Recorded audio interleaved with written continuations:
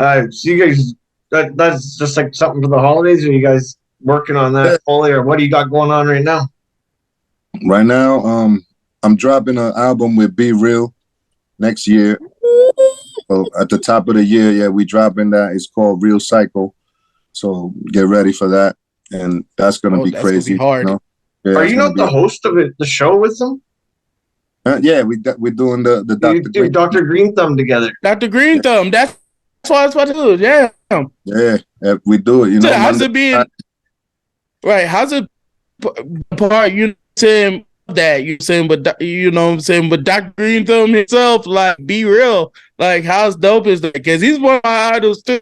Like, I listen to the fucking Cypress Hill like crazy too. Like, how is that?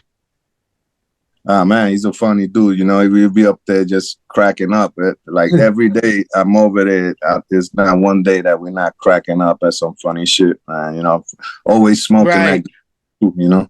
Good shit. Right. So it makes a good show too. So people tune in. We have fun with the people and everything. So Yeah, and you also then would know Tash from the Licks, right? yeah, of course. Hell yeah. Yeah. See, I had him on the podcast as well. Hell yeah, that's family. That's family. We was same thing, label mates from Loud Records. So that we had a tour we was gonna do called, and that's where the Lick Nuts tour came from. The idea.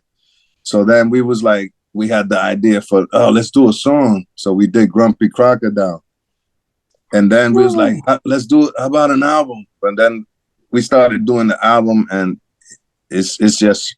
It was all over the place. We did like 9 songs. Damn, that's hard.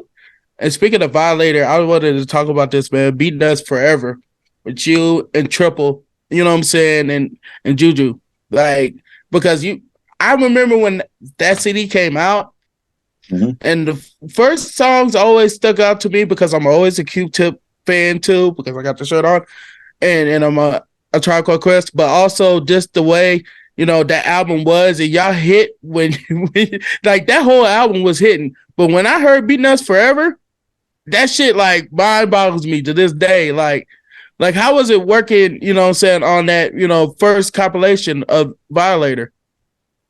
It was dope. A funny story about that. The first song we submitted for that Violator was Watch Out Now. Yeah. No shit. Yeah, but it had like a little twisted lyrics. It was a little twisted. It wasn't the exact lyrics. It was a little twisted. But Chris was like, nah, we want something hard, like hard shit, real hard, because that's more like party shit. So we was like, perfect. We didn't have no problem. We was like, good, we're gonna call that for our shit. Y'all shit. Right away, I was happy because I was like, yeah, these motherfuckers just don't understand that yet. But that's crazy because we gave them that hard joint though. Right, that's crazy though, because that would have had 2 hits. The only hit that came out of that was Vibrant Thing. Like that's like the only like smash hit. You know what I mean? Y'all would have had 2 smash hits. But that's the shit. When motherfuckers can't see the vision, they can't see it. So we already seen it. We already knew this is a hit record right here. So when you want something hard for the streets, we gave you that Beatnuts Forever shit. Yeah. When did you move to the West Coast, and what brought you out here? I mean, I was out here before the whole pandemic thing went down. So yeah, man, it was perfect timing to get away from New York, man. So I just needed, just escapism. Yeah. Oh, you liking it? It's pretty awesome. I'm definitely feeling it out here. It's definitely more laid back. Yeah. And probably warmer too. Yeah, good vibes, good people. People want to work. That's what I'm about. Yeah, we hustlers coming from New York. What do you think of the new generation of hip hop? I think they dope. They dope. It's definitely. Somebody you want to work with? There's a few cats, like Rusty Jukes. He's on the come up, Snipe Life. There's a couple underground cats. Yeah, Snipe Life. He's down with the lock. Oh, so, really? With the locks. Okay. Yeah. Oh. So yeah, check for him. Like there's cats out there. So and definitely the bars is coming back. The lyrics is coming back. So no more mumble rap. So yeah. So it's all good, man. You know. Right. Because I was about to say, like, y'all got y'all's particular type of drill sound now, and I know a lot of people want that essence of New York's type of feeling back. So I'm kind of happy that that's coming back, because a lot of people don't know, like, yeah, it's good to have that, but you want to have your own shit back more than anything, like, for real. And I wanted to talk about this, man, because I'm a huge fucking fan of this album, because I remember when this album came out, like, I was at a fucking, I was just at all, because I used to watch Rap City, The Basement, No Escaping This. When I seen that video, I always go back to that time of seeing the police, you know what I'm saying? Like, only time I seen like shit like that was like Sabotage, you know what I mean? Like, how dope was doing that? And shout out to Greg Nice. Like, Greg Nice was so amp about that fucking shit, because that beat sample, to this day, I always go crazy for that shit. And when y'all rap, I always go even more crazier when I hear that shit. Like, how was it like doing that? I mean, I remember when I made the beat, you know, I was up at an A&R up. I forgot what label it was, but it was Ghostface A&R, and they had took that beat for Ghostface.